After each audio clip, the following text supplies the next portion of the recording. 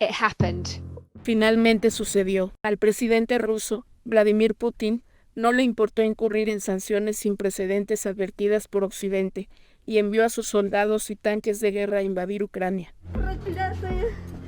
Pero la gran pregunta es, ¿cómo se desarrollarán los hechos? There are multiple possible scenarios. Hay varios resultados posibles, desde una victoria absoluta de cualquiera de los dos países hasta otra guerra mundial en la que nadie sale realmente favorecido. Para empezar, una de las posibilidades es que el presidente Putin derroque el gobierno de Vladimir Zelensky y Moscú imponga un régimen de subordinación. Este gobierno nuevo depositaría todo su interés en el este, rechazando las iniciativas de unirse a la Unión Europea y la Alianza de la OTAN, ambas consideradas fuerzas opositoras para el Kremlin. Hoy les pregunté a 27 representantes de países europeos si Ucrania iba a ser parte de la OTAN, y lo hice sin rodeos ni eufemismos. Todos tienen miedo, y ninguno me responde. Moscú querría suavizar el impacto de las medidas punitivas de Occidente y apostar a su relación con el país con régimen totalitario más grande del mundo, China. Además, el presidente Xi Jinping estaría encantado de planear su próxima ofensiva en Taiwán. Esto haría que Occidente se perciba más débil y con sus valores bajo amenaza, lo que podría desencadenar una nueva era de grandes potencias imponiendo su voluntad sobre los rivales menos fuertes. El otro posible resultado es un poco menos desolador para Occidente y Ucrania. Con la invasión de Putin en toda la costa de Ucrania, que se extiende a lo largo del Mar Negro y el Mar de Azov, se limitarían las capacidades de exportación del país. Esto paralizaría la economía y dejaría los restos de un Estado que solía ser fuerte en las manos de un gobierno debilitado en Kiev. Así, una rivalidad entre el este y el oeste, como ocurrió en Alemania, dividiría toda Europa. De esta manera, las regiones de Ucrania bajo el control del gobierno podrían forjar vínculos con los aliados de Occidente, mientras que la otra parte del país respondería a la influencia de Rusia. Luego, hay un tercer resultado muy posible en el que Ucrania se resiste de forma implacable y exitosa a la ocupación de Rusia y la imposición de su gobierno. Esto desencadenaría una guerra interminable entre Ucrania y Moscú, que aumentaría el descontento en Rusia a medida que crece el número de soldados rusos muertos y heridos, además del impacto significativo en la economía que ocasionaría la propia guerra. Tuve el honor de conocer a Anton Palkin y era una persona excelente. Era un gran atleta y no tenía nada de maldad en su corazón. No le deseaba el mal a nadie. Esta situación finalmente debilitaría el poder del presidente Putin.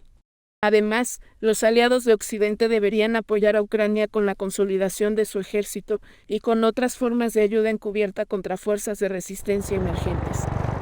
Occidente también tendría que invertir mucho más en sus respectivas fuerzas armadas después de varias décadas de abandono. Y esto solo sería posible con las capacidades y la intervención de las fuerzas militares, para así enfrentar las amenazas de gobiernos totalitarios, al igual que lo sucedido en Ucrania. Defender es mucho más sencillo que atacar. Con esto me refiero a que, si las Fuerzas Armadas de Ucrania pudieran resistir la ofensiva de Rusia, existiría la posibilidad de vencerlas. O, por lo menos, hacer que cualquier victoria rusa represente siempre un costo altísimo en términos de soldados muertos o heridos. A pesar de la mayor capacidad armamentística de Rusia, el ejército ucraniano está mucho mejor capacitado y equipado que en el primer conflicto con Rusia durante la anexión de Crimea en 2014. Y lo que posibilita su victoria es la disponibilidad de armas y municiones de un mayor grupo de aliados, desde Estados Unidos y el Reino Unido hasta estados que eran más reticentes como Alemania. Debemos contar con las capacidades necesarias para responder rápido y que nuestros aliados sepan que, cuando se enfrenten a una situación de amenaza, pueden contar siempre con nuestra ayuda. Por otro lado, el ejército de Ucrania resiste en el norte, el este y el sur del país, lo que aminora e incluso detiene el avance de las tropas rusas. Luego de la arriesgada decisión de Putin de invadir Ucrania, es difícil pensar que alguna vez pueda rendirse. Pero, si las tropas de Ucrania siguen resistiendo, es posible que el costo de la guerra sea tan alto que el líder ruso pierda todo el apoyo en su país, y finalmente pierda la guerra.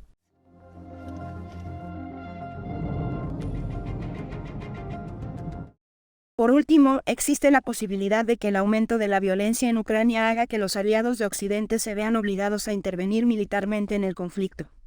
Ya les están brindando ayuda a las Fuerzas Armadas con armas antitanque y antiaéreas, pero el gobierno ucraniano le solicita insistentemente a Occidente que establezca una zona de exclusión aérea.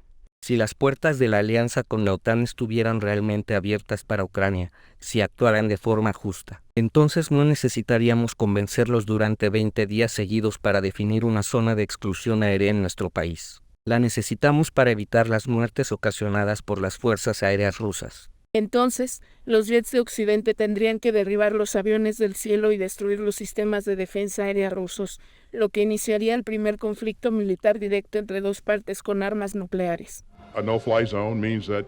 Una zona de exclusión aérea representa un conflicto militar directo con Rusia que no queremos, por lo que nuestra decisión sigue siendo la misma. Una situación así podría profundizar aún más el conflicto mucho más allá de las fronteras de Ucrania, posiblemente incluso desencadenando la Tercera Guerra Mundial.